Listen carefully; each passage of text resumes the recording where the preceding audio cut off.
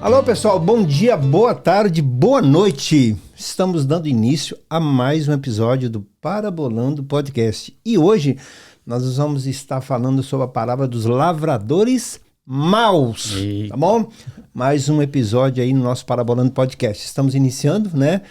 Já estamos quase no final da nossa temporada das parábolas, Alfredo. Em breve nós estamos falando sobre Apocalipse. Aguarde que em breve vocês terão grandes surpresas, tá? Os nossos episódios estão indo ao ar toda segunda-feira, às 7 horas da noite, horário daqui dos Estados Unidos, e às 8 horas da noite, 20 horas, né, horário do Brasil. Estamos aí no Facebook, no YouTube, no Instagram também, estamos aí com os nossos stories, e estamos ali ao ar também na radioaibo.com.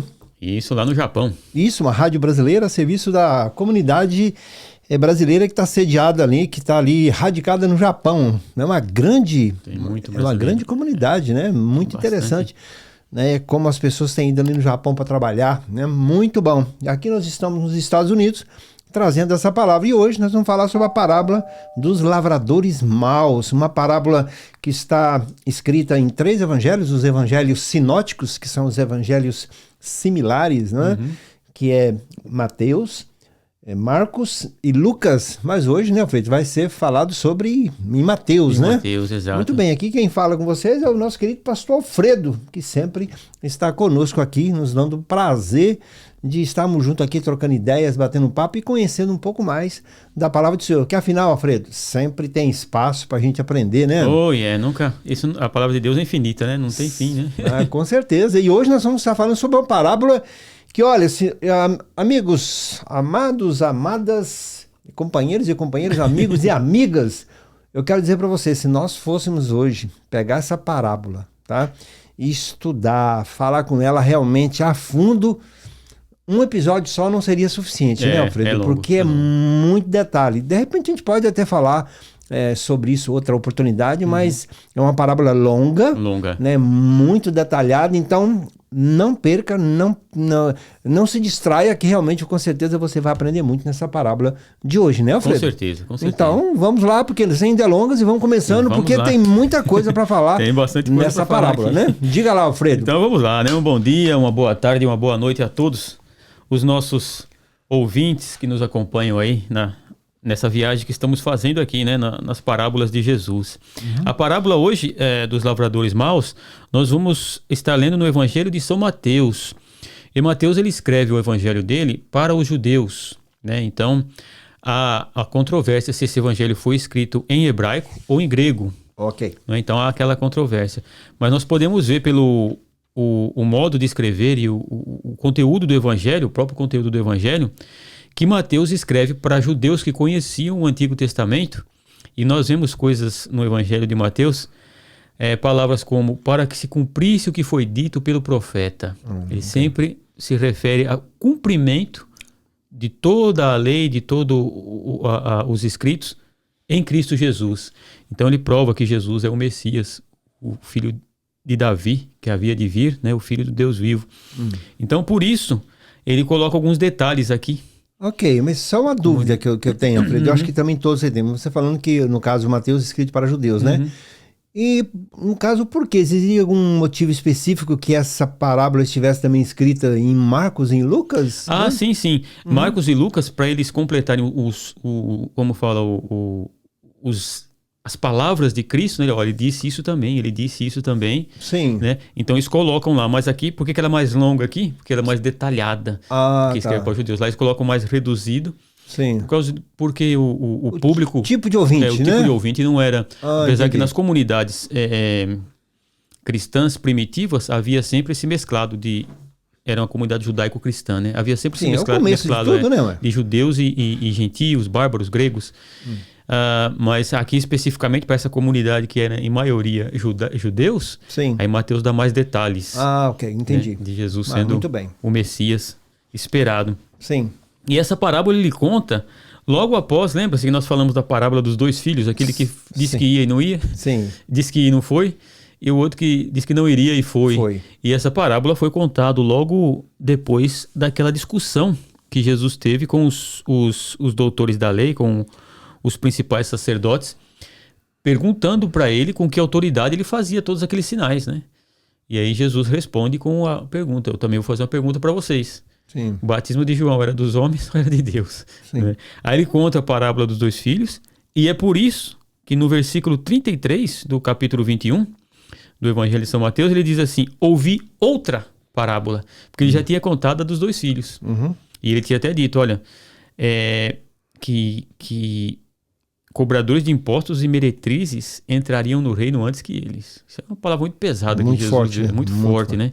Aí fala, mas ainda não é esse ponto. não acabou ainda não, vocês vão escutar um pouquinho mais. Aí depois de ele ter contado a parábola dos 2 filhos, fala, agora eu ouvi outra parábola. Havia um proprietário que plantou uma vinha, circundou-a com um muro, construiu nela um lagar, edificou uma torre, arredou-a a uns lavradores e ausentou-se do país. Chegando o tempo dos frutos, enviou seus servos aos lavradores para receber os seus frutos. Os lavradores, agarrando os servos, feriram a um, mataram a outro e apedrejaram a outro. Então enviou outros servos, em maior número do que os primeiros, e eles fizeram-lhes o mesmo. Por último, enviou-lhe seu filho, dizendo, respeitarão meu filho. Mas os lavradores, vendo o filho, disseram entre si, este é o herdeiro. Vinde, matemo-lo, e apoderemo-nos da sua herança. Assim agarraram-no, arrastaram-no para fora da vinha e o mataram. Portanto, quando vier o dono daquela vinha, que fará aqueles lavradores? Responderam-lhe, destruirá de maneira horrível a esses infames e arrendará a vinha a outros lavradores, que, no devido tempo, lhe enviem os frutos. Disse-lhe Jesus, nunca lestes nas Escrituras? A pedra que os edificadores rejeitaram, essa se tornou a pedra angular. O Senhor fez isso, e é maravilhoso aos nossos olhos. Isso está no Salmo 118, versículo 22. Ok. Portanto, eu vos digo que o reino de Deus, de novo, vos será tirado e será entregue a um povo que produza seus frutos. Aquele que cair sobre esta pedra aquele que cair sobre esta pedra se despedaçará, mas aquele sobre quem a ela cair será reduzido a pó.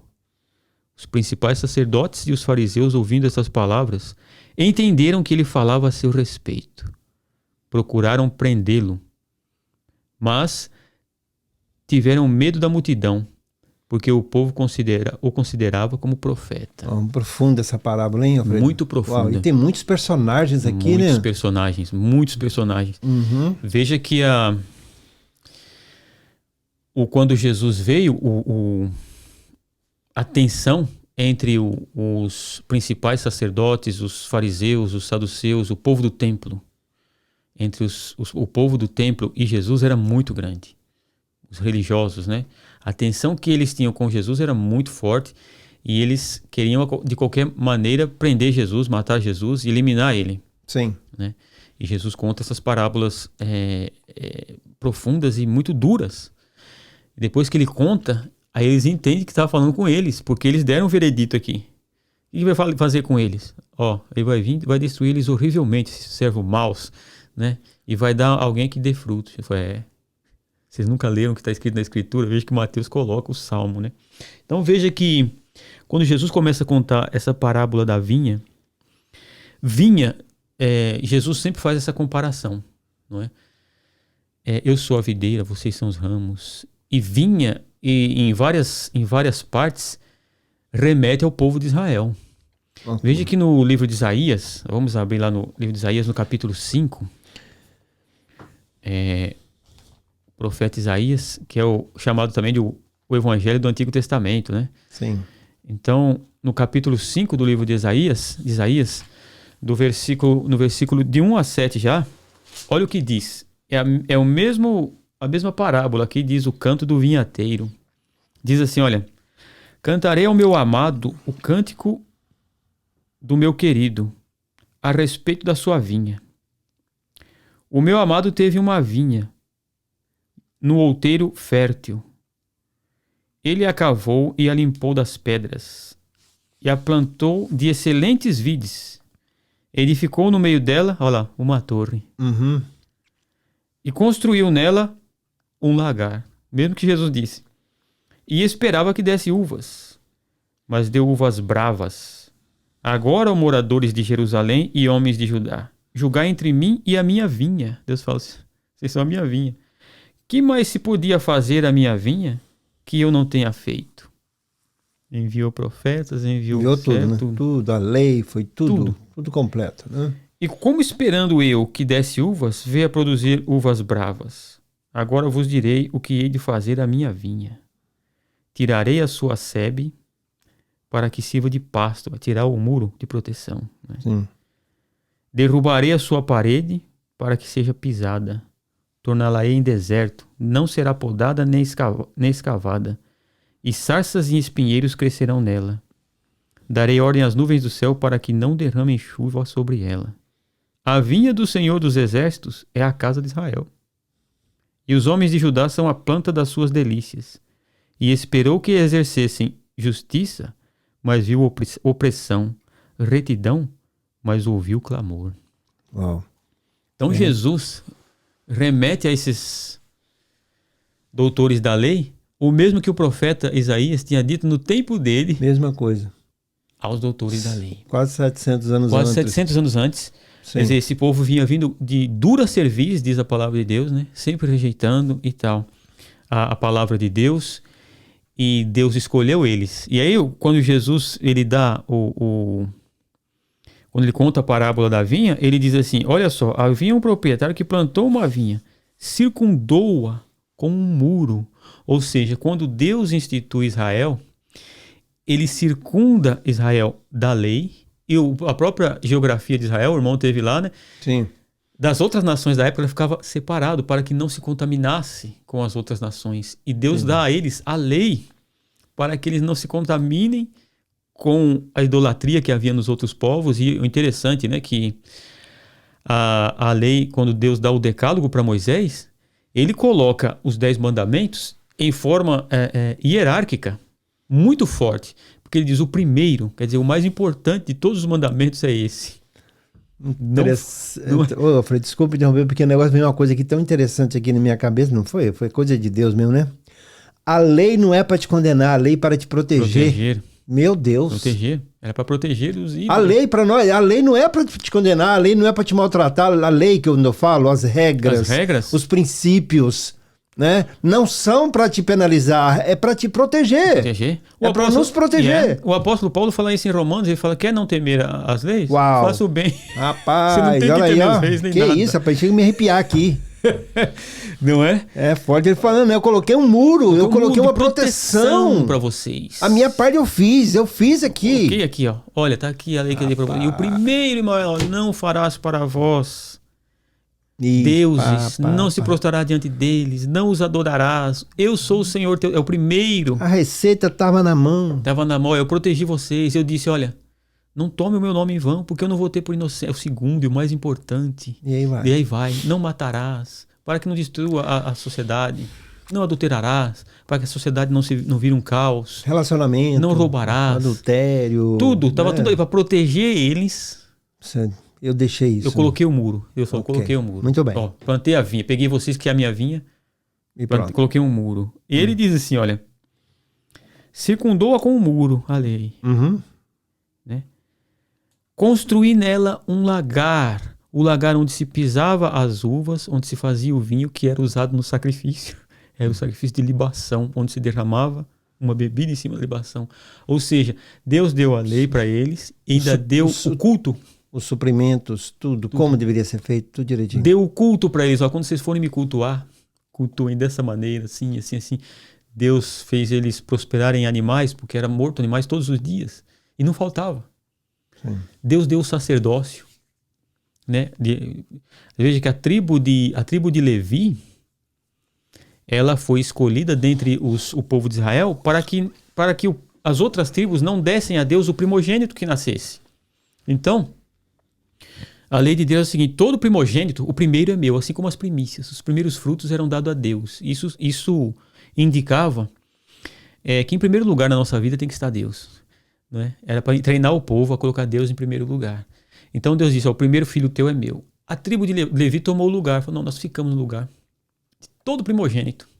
Sim. Então a tribo de Levi foi escolhida como Deus deu o sacerdócio para eles. É ao lagar, ali onde se pisa a uva, ali onde se faz o sacrifício. Deus deu culto para eles, não é? Olha, plantou a uva, cercou com a lei, deu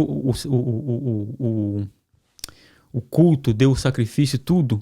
E depois diz assim: edificou nela uma torre. A torre era para vigiar, na vinha a torre era para vigiar, para que ninguém entrasse na vinha e fizesse algo, ou roubasse, ou mesmo Sim. animais e tudo. Era o governo que Deus deu para Israel. Tanto o templo como o governo civil, Deus deu a Israel. Juízes, depois deu o rei, deu o profeta, deu tudo para eles. Tudo completo. Olha, quando Deus dá essa vinha, ele deu completo. E ele espera o quê? Vocês têm tudo. Vocês podem produzir frutos muito bons. Ok. Tá tudo aí. Vamos lá. Aí olha que coisa. Olha que coisa. Olha que coisa interessante, né? Arrendou uns lavradores. Constituiu o lagar, edificou a torre, arrendou-a aos lavradores e ausentou-se do país. Isso aqui não foi que Deus deixou eles. Deus deu tudo que eles precisaram e disse: de agora em diante, vocês não precisam mais de um profeta igual Moisés. Vocês já têm a minha lei. Vocês têm tudo aqui, ó. Sim. Vocês não precisam mais da revelação divina, do profeta aparecer e falar com vocês, porque vocês têm aqui, ó, tudo certinho. Já está escrito. Ele se ausentou. Assim, como Jesus, né? Na história de Lázaro e rico, aquilo não é uma parábola, é uma história mesmo. Jesus viu como Deus, esses dois homens, um entrar no seio de Abraão e o outro ir para o lugar de tormento. O que estava no lugar de tormento, o rico, disse assim: pede para Lázaro, pai Abraão, para ele molhar o dedo na água fresca e pôr na minha língua, porque eu estou sofrendo muito aqui. E aí foi dito a ele assim: olha, não, já dei tudo. tem um grande abismo entre nós. Os que estão aqui não podem passar para lá, os que estão de lá não podem passar para cá. Aí lá no inferno, lá no lugar de tormentos, ele diz assim, ele lembrou dos irmãos dele. Olha a consciência que o cara tem depois da morte, né? Então fala para Lázaro ir lá, ressuscitar, e falar isso para os meus irmãos, porque eu tenho 5 irmãos. E eu não quero que eles venham parar aqui nesse lugar. A resposta de Abraão para eles foi essa, ó.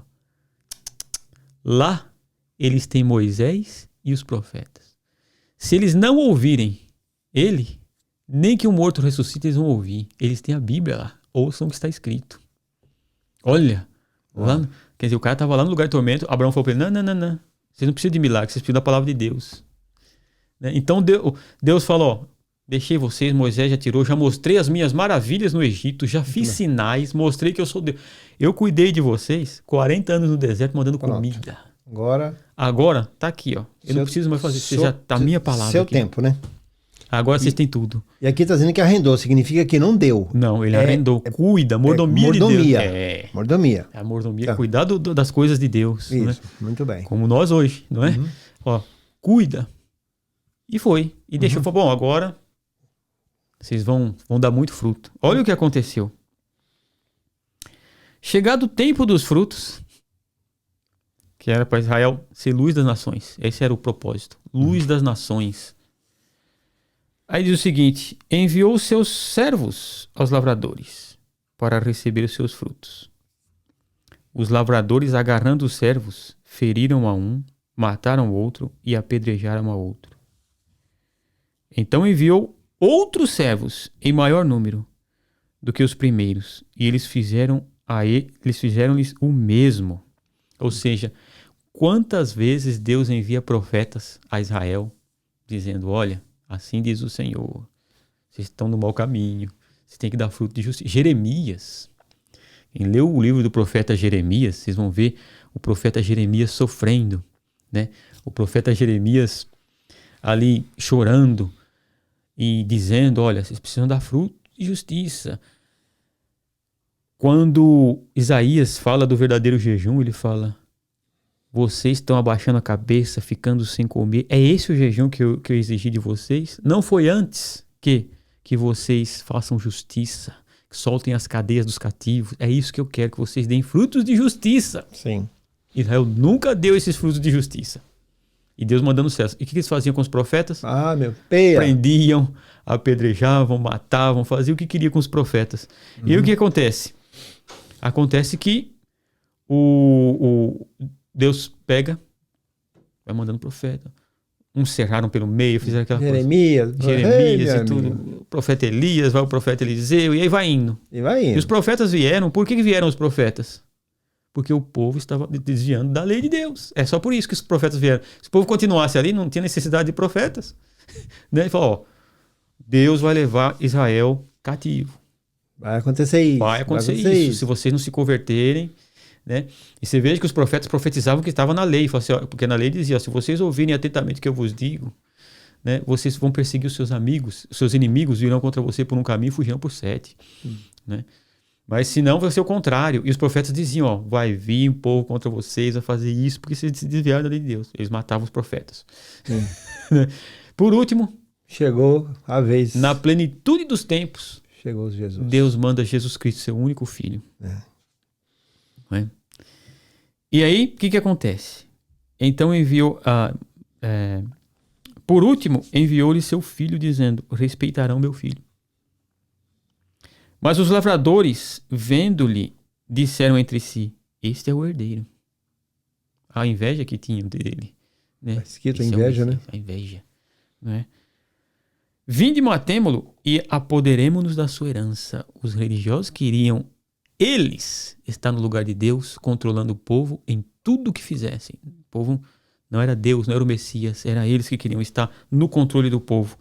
E aí disseram, matemo-lo, apoderemo-nos da sua herança. Assim agarraram-no, arrastaram-no para fora da vinha e o mataram. Agora, olha que precisão que Jesus fala isso. Jesus fala isso antes dele morrer. Jesus Cristo. A precisão que ele fala isso.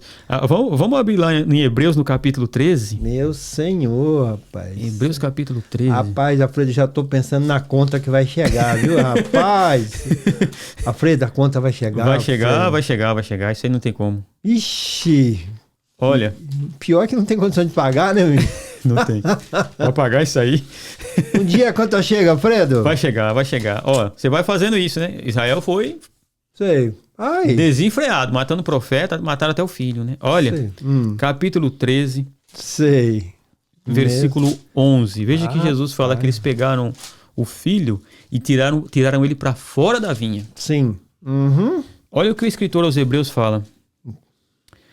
Versículo 11 do capítulo 13, ele diz assim: os corpos dos animais, cujo sangue é trazido para dentro do santuário, para dentro do santo lugar, pelo sumo sacerdote, como oferta pelo pecado, são queimados fora do arraial. E por isso também Jesus, para santificar o povo pelo seu próprio sangue, padeceu fora da porta. É que ele foi tirado, né? Ele tirou fora da cidade e morreu no Gólgota. Ele diz, eles tiraram ele fora da vinha.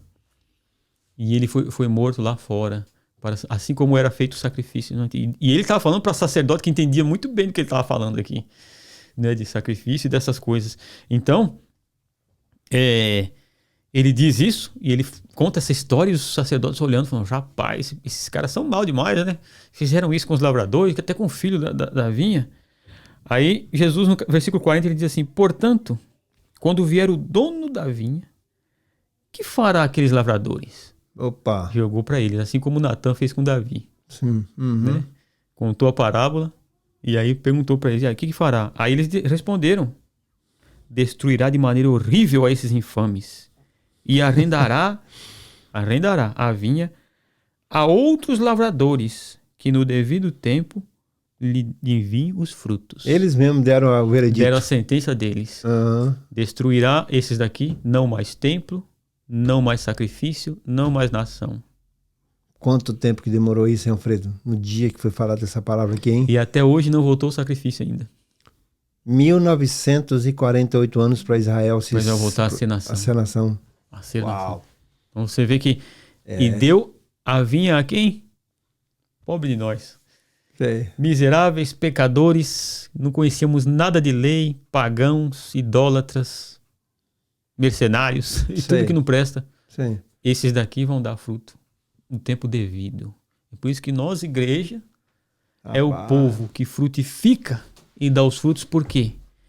Porque esse ministério da igreja, o apóstolo diz assim, esse aqui é o ministério da lei, era o ministério de morte. Esse aqui é o ministério do Espírito.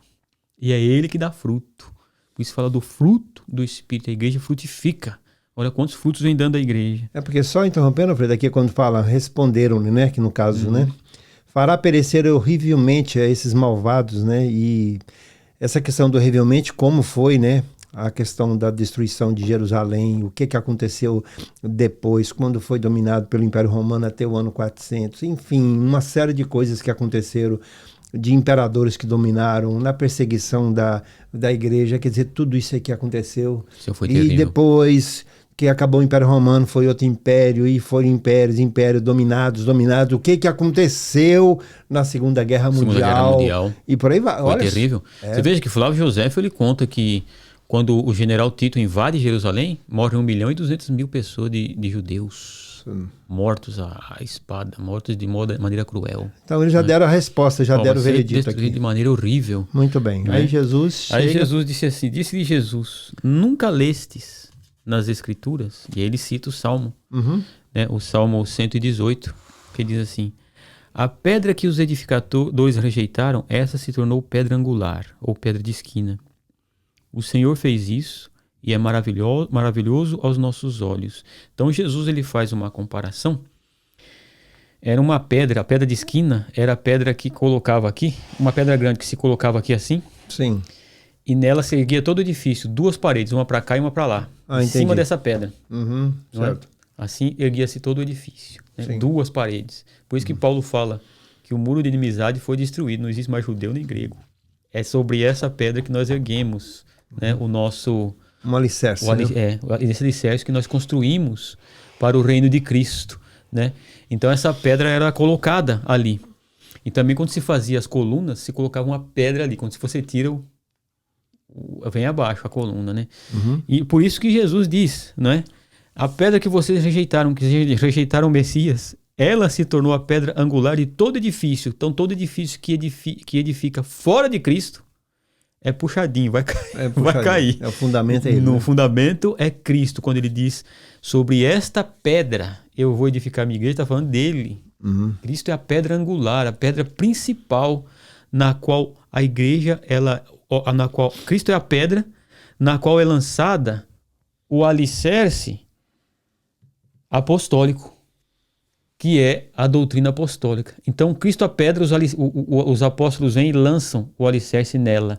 Em cima desse alicerce, por isso que Paulo fala, eu não quero lançar alicerce onde alguém já lançou.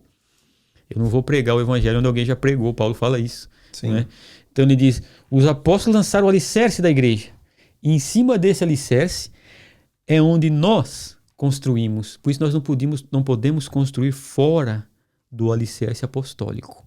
Fora da fé apostólica não se pode construir. Por isso que o credo de Nicéia é chamado de credo apostólico, porque ele foi tirado da doutrina apostólica.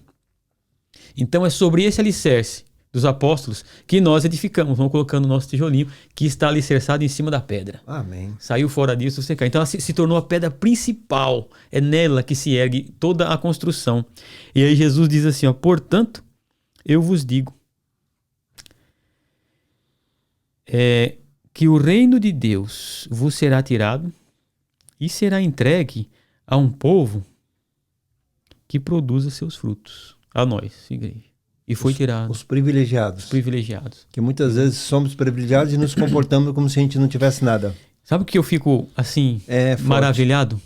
Forte. é o tesouro que nós temos, que a igreja tem, e muitas vezes parece que não tem. Ontem a gente estava conversando sobre quando um judeu se converte, né? E falando com o Helder, até ele dizendo assim, que o judeu quando se converte e ele entende que Jesus era o Messias. Meu Deus. Eles falam de coisas assim, que o olho brilha. Eles falam, ele é o Messias, ele é o Messias, esperado. Não é? Nós temos o Messias, nós temos tudo isso. Deus nos deu o Espírito Santo. Olha, sabe o que é o Espírito Santo? É Deus habitando dentro de nós. Sabe o que é isso? Meu Deus. Uau. Sabe o que é Deus? Deus é Pai, é Filho e Espírito Santo. São 3 pessoas, mas é um Deus, um único Deus. E esse Deus, ele mora dentro da gente e nós moramos dentro dele. Sabe o que é isso? Não é? É uma coisa fantástica, espetacular, uma coisa que não tem explicação. E nós, só por saber disso, andar de joelho seria pouco. Né? Por isso, o apóstolo Paulo fala, olha, eu quero, irmãos, que vocês apresentem os vossos corpos como sacrifício vivo, santo e agradável a Deus, que é o vosso culto racional. Tudo nosso é para Deus, porque nós somos dele. Deus está dentro de nós. É uma coisa tremenda. Forte. É profundo. Olha, o Espírito de Deus pairava sobre a face das águas. Esse Espírito de Deus que pairava na face das águas, na criação do mundo, está dentro de nós. Meu Deus. Dentro de nós. Uau. É uma coisa tremenda. Né? Até falando sobre o símbolo, né, os vários símbolos do Espírito Santo, depois que se ungia o rei com óleo, que era um símbolo, né? Que o óleo ele fica por cima da água. E o Espírito de Deus parava sobre a face das águas. E ele está dentro de nós, esse Espírito. Uau. Que coisa tremenda, né? Coisa maravilhosa, não é? Demais. Aí, Jesus diz assim, olha, no versículo 44, né? 44. Aquele que cair sobre esta pedra se despedaçará. Ou seja, aquele que tiver o evangelho como escândalo, como muitos tiveram na época, que se escandalizavam com o evangelho e com Cristo, se despedaçará. Jesus usa essa palavra aqui como se fosse não só cair por cima da pedra, mas também como um apedrejamento. A pessoa que era levada em cima de um pilar de pedra, depois era tirado e apedrejado. Sim. Então aquele que se escandalizar por causa do reino, será como uma pessoa apedrejada, será uma pessoa despedaçada. Agora ele diz, mas aquele sobre quem ela cair, aqui é julgamento de Deus. Aquele que se levanta contra o reino de Deus. Meu Jesus. Esse é aquele que é contra. Aquele que vai contra. Esse é a pedra cai em cima dele. Esse é julgamento que vem de cima. Esmigalhado. Esse aí vai virar pó. Então, Jesus está falando diretamente para eles. E o desfecho aqui, quando a gente for olhar daqui a pouco o que vai acontecer, meus irmãos, quando Jesus fala, vocês não vão entender. Essa palavra não é para vocês que vocês não querem entender. Não. A gente vai ver agora há pouco que o resultado... que como nós sempre temos dito aqui, milagre não produz fé. Não. Tá? Um milagre necessariamente não produz fé. Não. Tá? Porque o que foi dito aqui, o que eles ouviram baseado na palavra, tudo corretamente, vocês vão ver a reação que essas pessoas, esses homens que estavam ouvindo aqui, qual foi a reação deles logo após essa explicação sobre essa palavra. Vocês vão ver o que, mesmo com a sentença, mesmo dizendo que ia acontecer, vocês vão ver as reações que eles tiveram aqui, só para vocês terem uma ideia. É terrível, terrível. Você veja que no versículo 45 diz assim, olha, os principais sacerdotes e os fariseus, ouvindo estas palavras, entenderam que ele falava a seu respeito. Ok. Tá falando de nós. Ok. Não é? Consciência. Aí caiu a ficha, né? Versículo 46. Procuravam prendê-lo, mas tiveram medo da multidão, porque o povo considerava como profeta.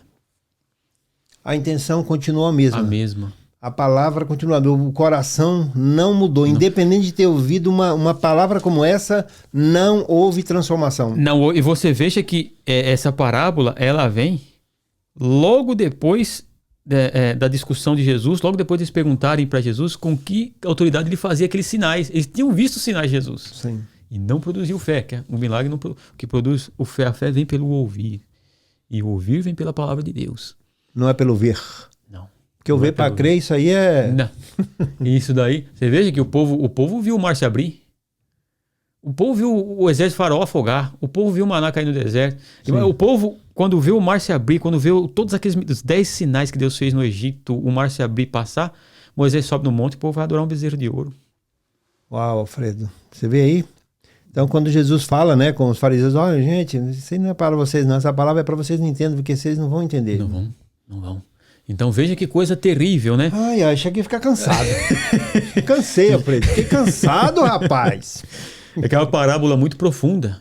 E vai mesmo, assim, de encontro àqueles que rejeitam o Messias. Aí o pessoal fala, mas Deus é mau, tá dizendo aí que ele tá falando essa palavra para que eles não entendam. Olha aqui, ó.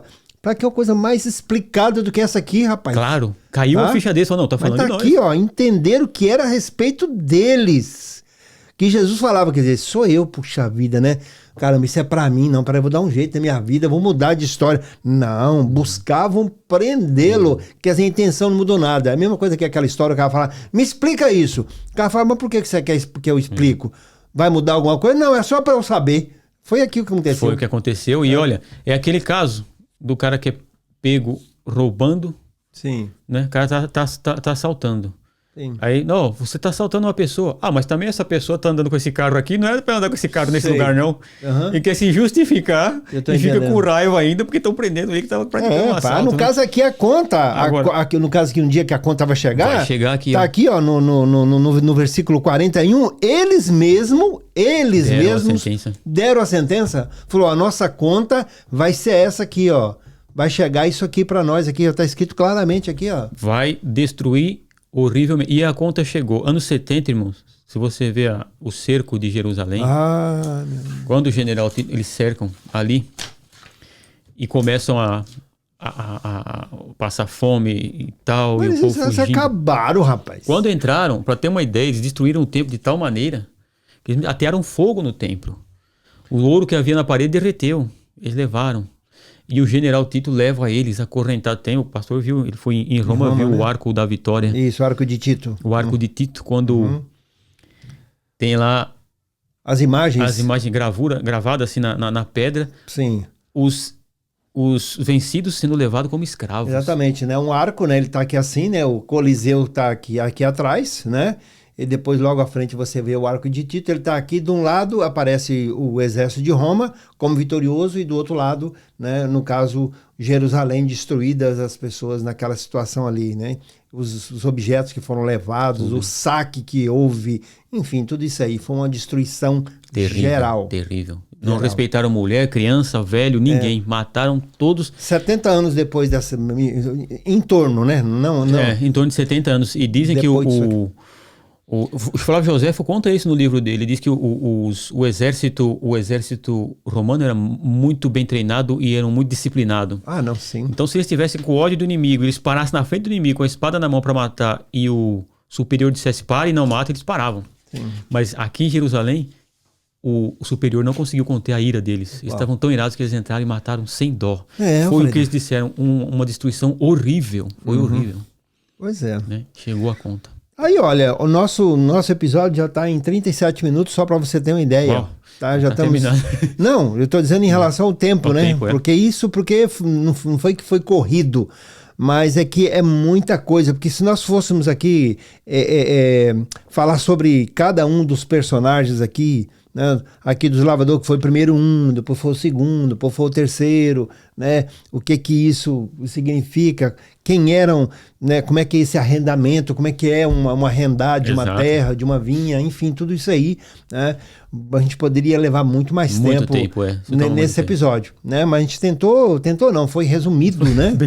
Bem resumido, né? Mas já deu para você entender o que acontece, né? Quando a gente olha e fala, não é possível, a pessoa não entende o que está sendo falado, a pessoa não aceita essa palavra, a pessoa parece que está cego, parece que está surdo, está aqui, ó. Né? Homens conhecidos da palavra, mestres da lei, ouvindo uma palavra como essa aqui, tá? Dura. E continua a mesma coisa. Não, nós vamos prender ele, não prenderam por medo do povo, que fala, não, aí tá um profeta falando. Foi por medo do povo. Uau.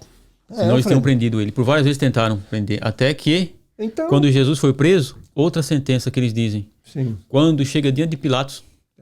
E Pilatos fala, olha... Falei domingo aqui sobre isso. Foi domingo, né? Pilatos diz, olha...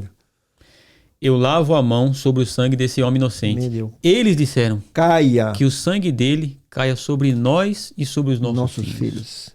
Quer dizer, decisões erradas que afetam a mim e afetam os meus descendentes, a minha família como um todo. Coisas que plantamos, meu Deus. Ué, Alfredo, mas peraí, nós vamos começar de novo? Alfredo, olha aí, ó, vamos lá. Olha, nós vamos encerrando o nosso episódio de hoje do Parabolando Podcast. Na próxima semana nós vamos estar falando sobre os 2 devedores. E hoje falamos sobre a parábola dos lavradores maus, que foi entregue uma bênção, né? Foi entregue né? Algo, tudo perfeito. Tudo perfeito, né? Com tudo, né? Com todos os aparatos, com tudo pronto, né, para que se pudesse caminhar, mas a gente já sabe qual foi o que aconteceu, mas tem nós, né, dessa história que recebemos isso, literalmente falando de mão beijada, né, Alfredo? O que você tem para dizer para esses privilegiados que receberam, como de outro, eu nem sei qual é a palavra, né, pegaram o bonde andando, né, literalmente pegamos o bonde andando e o bonde continuou andando e nós estamos crescendo, né? Vencendo em fé, rompendo em fé. O que você tem a dizer? Porque esse pessoal aqui já ouviu a palavra deles. Yeah. Agora e para nós, Alfredo, para a galera, para a igreja, para aqueles que, né, tiveram esse privilégio de receber de Jesus, ele mesmo disse, não, vocês não, mas já tem um povo aqui que recebeu. O que você diz para nós aí, Alfredo? Para você que está me ouvindo aí? Olha, irmãos, soberania e amor divino. Uau. Ele nos escolheu sem termos condição nenhuma. E sabe por quê? Porque nós não tínhamos condição. Eles tinham e não deram fruto. Nós não tínhamos e demos, sabe por quê? Sim. Porque nós não confiamos em nós, mas no Espírito de Deus. A gente não orou por isso, né? Não buscou. E Paulo fala, então os judeus que buscavam não encontraram e os gentios que não buscavam acharam? Sim, Paulo fala sim. Pronto. Graça divina. Isso é a graça. Graça e misericórdia do nosso Deus.